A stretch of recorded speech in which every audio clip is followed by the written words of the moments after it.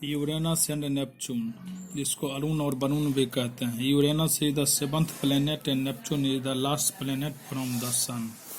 सूर्य से 7वें नंबर पर यूरेनस है और 8वां नंबर पर नेपच्यून है, और नेपच्यून सबसे अंतिम ग्रह है। These planets are very far off and can only be seen through a telescope. Neptune, ये यूरेनस और नेपच्यून बहुत दूर हैं और इसको केवल टेलीस्कोप से ही देखा जा सकता है। अब यहाँ पर एक डाटा है दिया हुआ प्लैनेट्स का। फर्स्ट कॉलम में प्लैनेट्स का नाम है, सेकंड में उसका रेडियस है किलोमीटर में, थर्ड में है distance from the sun in terms of earth sun distance. उसके बाद है mass compare to the earth, और अगला कॉलम है time taken for one rotation around is its axis, और सबसे लास्ट कॉलम है time taken for one orbit once around the sun. तो सबसे पहला मरकरी है, इसका रेडियस 2400 किलोमीटर है, और डिस्टेंस फ्रॉम द सन में ये जो है 0.0387 सूर्य से इसकी दूरी हो गई, और अर्थ के तुलना में इसका मास है 0.05, और इसके बाद इसको अपने एक्सिस पर घूमने में लगता है 1407 आवर, और सन के चारों तरफ घूमने में लगता है 88 डेज। सेकंड वेनस है, इसका रेडियस है 6150 किलोमीटर, सूर्य से दूरी के क्रम में हो गया 0.72। उसके बाद इसका मास है पृथ्वी की तुलना में 0.8, अपने एक्सिस पर घूमने में इसको लगता है 5832 आवर, और सूर्य के चारों तरफ घूमने में लगता है 224.7 डेज। तीसरा है अर्थ, इसका रेडियस है 6400 किलोमीटर, सन से इसका दूरी हो गया 1.0, और इसके बाद अर्थ मतलब 1.0 मतलब पृथ्वी है तो इसका मास भी 1.0 हुआ, और उसके बाद है इसको अपने एक्सिस पर घूमने में 24 आवर लगता है, और सूर्य के चारों तरफ घूमने में 365.25 डेज लगता है। अगला है मार्स, इसका रेडियस है 3400 किलोमीटर, और ये सन से दूरी क्रम में 1.5, और अर्थ के तुलना में इसका मास है 0.1, अपने एक्सिस पर घूमता है 24.6 आवर में, और यहाँ पर इसको सूर्य के चारों तरफ घूमने में लगता है 687 डेज। अगला है जुपिटर, इसका रेडियस है 71,500 किलोमीटर, सन से इसका दूरी हो गया 5.2। उसके बाद ये मास है अर्थ के कंपैरिजन में 318, और अपने एक्सिस पर इसको घूमने में लगता है 9.9 आवर, और सूर्य के चारों तरफ यह घूमता है 4331 डेज में। उसके बाद है सैटर्न, इसका रेडियस है 60,250, उसके बाद डिस्टेंस फ्रॉम द सन है in terms of earth sun distance, ये 9.5 है, और मास है पृथ्वी की तुलना में 95, अपने एक्सिस पर घूमता है 10.7 आवर में, और सूर्य के चारों तरफ घूमता है 10,747 डेज में। अगला है यूरेनस, इसका रेडियस है 25,500 किलोमीटर, उसके बाद ये अर्थ सन डिस्टेंस के क्रम में ही जो है 19.18 है, मास है पृथ्वी की तुलना में 15, उसके बाद अपने एक्सिस पर घूमता है 17.2 आवर में, और सूर्य के चारों तरफ घूमता है 30,589 डेज में। सबसे लास्ट है नेपच्यून, इसका रेडियस है 2500, अर्थ सन डिस्टेंस में है 30.0, उसके बाद मास है पृथ्वी के तुलना में 17, और उसके बाद ये इसको अपने एक्सिस पर घूमने में लगता है 16.1 आवर, और ये सूर्य के चारों तरफ घूमता है 59,800 डेज में। अगला टॉपिक है सैटेलाइट। सैटेलाइट को उपग्रह भी कहते हैं। जिस तरह से प्लेनेट यानी ग्रह जो है वह सूर्य की चारों तरफ परिक्रमा करता है या किसी तारे के चारों तरफ घूमता है, उसी प्रकार से सैटेलाइट जो है किसी प्लेनेट का होता है, और ये सैटेलाइट जो है अपने प्लेनेट के चारों तरफ घूमता है। ए heavenly body which revolves around a planet is called a natural satellite. तो कहता है नेचुरल सैटेलाइट यानी प्राकृतिक उपग्रह किसको कहते हैं, तो कहता है हेवनली बॉडी यानी कोई आकाशीय पिंड जो कि अपने प्लेनेट के चारों तरफ घूमता है, तो उसी को नेचुरल सैटेलाइट यानी प्राकृतिक उपग्रह कहते हैं।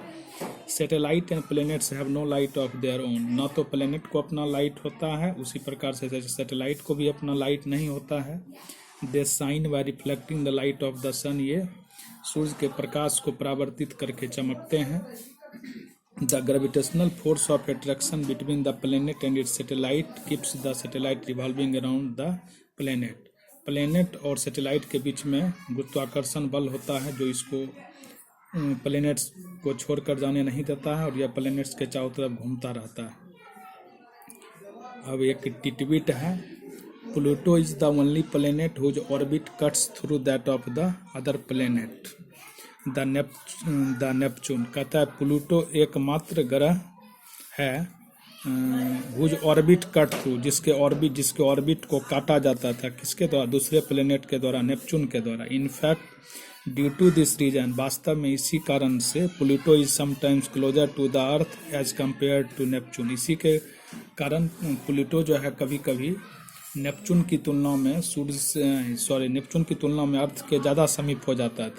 It is believe that Pluto might have been a satellite of Neptune in the past. ऐसा विश्वास किया जाता है कि प्लूटो जो है कभी पास्ट में नेपच्यून का सैटेलाइट रहा होगा।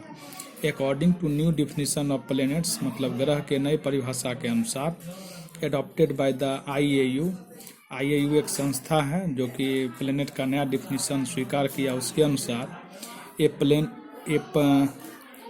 Planet is an object that orbits the sun. Planet एक ऐसा ऑब्जेक्ट है जो कि सन के चारों तरफ घूमता है।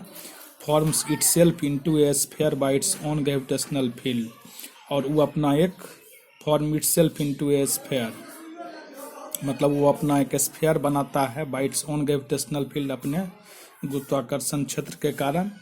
And has enough gravitational pull to clear its path of space debris. और उसके पास इतना ग्रेविटेशनल पुल रहता है कि उसके अपने खुद के रास्ते में कोई स्पेस का मतलब वेस्ट चीज़ नहीं आ पाता है। Unlike other 8 planets of the solar system, Pluto's orbital path overlaps with other objects such as asteroids and planet Neptune. तो कहता है कि अनलाइक अदर अन्य 8 ग्रह की तुलना में प्लूटो का जो ऑर्बिट था वो कभी कभी किसी एस्टेरॉइड यानी क्षुद्र ग्रह के साथ, नहीं तो कभी कभी नेपच्यून ग्रह के साथ ओवरलैप हो जाता था, यानी जिस रास्ते पर वो घूमता था उसी रास्ते पर ये ग्रह भी घूमने लगते थे। The IAU has therefore classified Pluto as a dwarf planet. इसलिए IAU जो है उसने प्लूटो को ड्वार्फ प्लैनेट के रूप में परिभाषित किया, यानी उसे बौना ग्रह कहा। And has accordingly assigned it is the asteroid number, और उसको एक एस्टेरॉइड नंबर दिया, यानी उसको प्लैनेट से निकाल दिया गया, जिसका नंबर है 134340, by which it will be known now. यानी प्लूटो को अब प्लूटो के नाम से नहीं बल्कि एस्टेरॉइड नंबर 134340 के नाम से जाना जाता है। टिटबिट समाप्त हुआ अब है। The earth has one natural satellite the moon. पृथ्वी को अपना एक प्राकृतिक उपग्रह है चांद। It completes its revolution around the earth in 17.3 days. यह जो है पृथ्वी के चारों तरफ 27.3 दिन में घूम जाता है। इट ऑल्सो टेक्स 27.3 डे में ये अपने पृथ्वी के चारों तरफ घूम जाता है। It also takes 27.3 days to complete one rotation about its own axis. यानी जितना समय में चंद्रमा पृथ्वी के चारों तरफ घूमता है उतना ही समय में चंद्रमा अपने एक्सिस पर भी एक बार घूम जाता है। Its distance from the earth is about 3084 इस distance from the earth is about 3,84,400 kilometre. यानी पृथ्वी से उसकी दूरी 3,84,400 किलोमीटर है। The pull of gravity on the moon is 1/6 of that on the earth. Moon पर जो ग्रेविटी है वह पृथ्वी की तुलना में 1/6 है। So the moon is unable to hold any gases, इसलिए चंद्रमा जो है किसी गैस को गुरुत्वाकर्षण की कमी के कारण पकड़ कर नहीं रख सकता। And does not have any atmosphere, इसलिए चंद्रमा पर कोई एटमॉस्फेयर नहीं है। The days of the moon is very hot while the nights are very cold. चंद्रमा पर दिन जो होता है कहता है बहुत गर्म होता है और यहाँ का रात बहुत ठंडा होता है।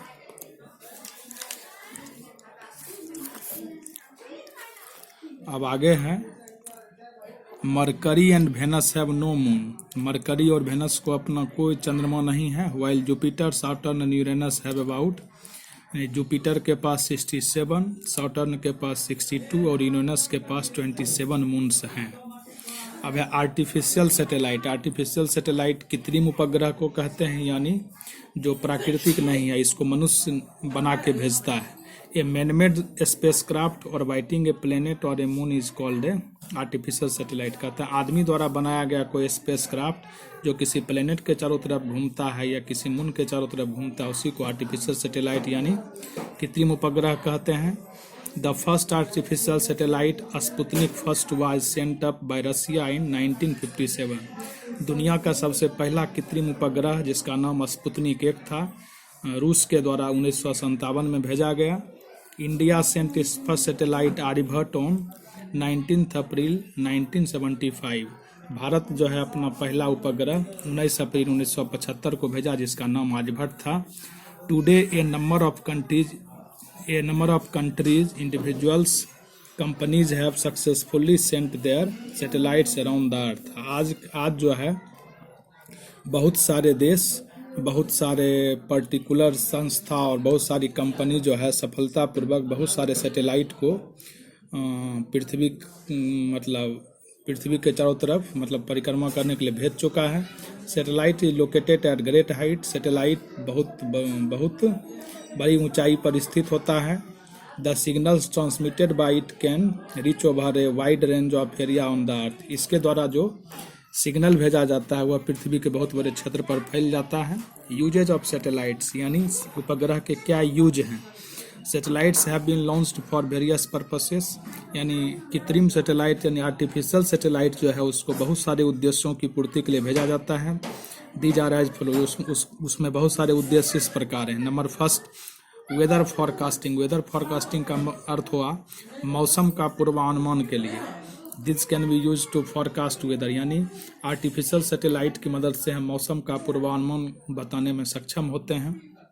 कम्युनिकेशन यानी संचार। They facilitate radio and transmission program, यानी रेडियो, टीवी, इंटरनेट ये सब भी सैटेलाइट के कारण ही चल पाता है। लोकेटिंग मिनरल रिसोर्सेस, यानी धरती पर कहाँ कहाँ खनिज पाया जाता है, इसको भी लोकेट करने में मदद करता है। नंबर 4 है gathering more information about outer space, और आउटर स्पेस के बारे में बहुत सारा जानकारी का इकट्ठा करता है। मिलिट्री एंड अदर यूजेज, और इसकी सहायता से कुछ मिलिट्री या सैनिक संबंधी भी काम में ये मदद करता है। Artificial satellites fitted with telescopes and software programs gather and process data on space phenomenon, thus enhancing our knowledge and understanding of the universe. Artificial satellite में टेलीस्कोप फिट किया जाता है और बहुत सारे सॉफ्टवेयर प्रोग्राम उसमें फिट किए जाते हैं, जिससे यह बहुत सारे इन्फॉर्मेशन को गैदर करता है स्पेस से, और इससे हमारा नॉलेज बढ़ा है और यूनिवर्स के बारे में हम लोग का समझदारी भी बढ़ा है। Remote sensing satellite enables us to study areas far away from us without actually having to go there. और जो रिमोट सेंसिंग सैटेलाइट होता है वह हमको जो चीज़ हमसे बहुत दूर है वहाँ हम जा नहीं सकते हैं, बिना गए भी वहाँ रिमोट सेंसिंग सैटेलाइट को भेज करके वहाँ के बारे में हम बहुत सारा जानकारी प्राप्त कर सकते हैं।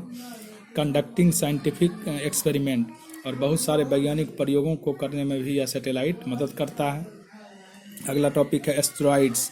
Asteroids are the group of small bodies which are made up of rocks and metals which revolve around the sun in a belt between the orbits of Mars and Jupiter. Asteroid जो हैं वो कहते हैं छोटे bodies हैं जो rocks यानी चट्टान एंड मेटल धातु से बने हुए हैं, विच रिवॉल्व अराउंड द सन, ये भी सूर्य के चारों तरफ घूमते हैं। इन बेल्ट एक क्षेत्र में between the orbits of Mars and Jupiter, यानी मार्स मंगल और बृहस्पति ग्रह के बीच में एक बेल्ट है जिसमें ये छोटे छोटे बॉडीज हैं और ये भी सूर्य की परिक्रमा करते हैं। The belt is known as asteroid belt. इस बेल्ट को एस्ट्रॉइड बेल्ट के नाम से जाना जाता है। Asteroids are called minor planets और प्लेटनॉइड्स। एस्ट्रॉइड को छोटा ग्रह या प्लेटनॉइड्स भी कहते हैं। अब एक टिटबिट है, asteroids whose orbits take them inside the orbit of the earth और cross the earth orbit are called Apollo asteroids. कहता है वैसा एस्ट्रॉइड्स जिसका ऑर्बिट इनसाइड द ऑर्बिट, मतलब जिसका ऑर्बिट अर्थ के अंदर चला आता है और क्रॉस द अर्थ, और कभी कभी अर्थ के ऑर्बिट को क्रॉस करता है, तो उसको अपोलो एस्ट्रॉइड्स कहते हैं। आगे है, they are believed to be pieces of a planet that came too close to Jupiter and broke up due to Jupiter's strong gravitational force, and the pieces continued to revolve in their respective orbits around the sun. They are believed to be, ऐसा विश्वास किया जाता है कि ये asteroid जो हैं ये किसी ग्रह के टुकड़े हैं जो कि जुपिटर के समीप आए एंड ब्रोकअप, और जुपिटर के बहुत मजबूत ग्रेविटेशनल फोर्स के कारण ये टुकड़े टुकड़े में बट गए और उसी ऑर्बिट में ये उसके मतलब चारों तरफ घूम के परिक्रमा करने लगे।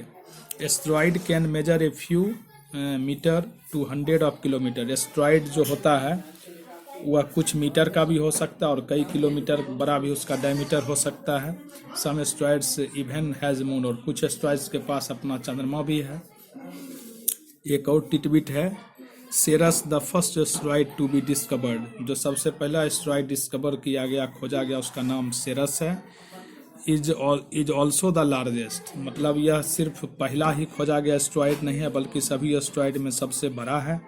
It is also known as dwarf planet. इसको बौना ग्रह भी कहा जाता है।